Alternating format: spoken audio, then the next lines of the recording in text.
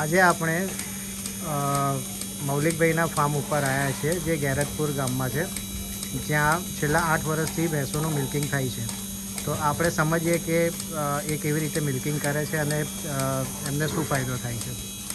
તો મૌલિકભાઈ, આ મશીન તમે કેટલા વર્ષથી વાપરો છો? આ મશીન અમે 8 વર્ષથી વાપરીએ છીએ. તમને કોઈ તકલીફ છે આ મશીન? કોઈ પણ તકલીફ નથી.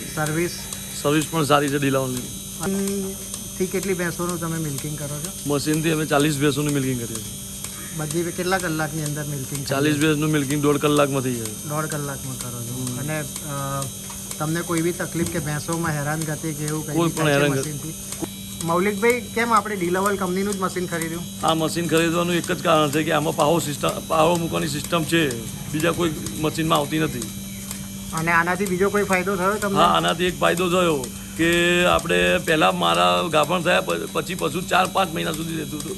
આજે 2 મહિના સુધી મિલ્કિંગ વધારે આપે છે. કેમ? એનું કારણ એવું છે કે આપણે માણસ ઉતાવળમાં એમાં એક જ આંચો પકડી બીજો આંચો પકડી લે છે, ને આ મશીન એક જ સિસ્ટમથી છે, લોંગ ટાઈમ સુધી દોવા દે છે.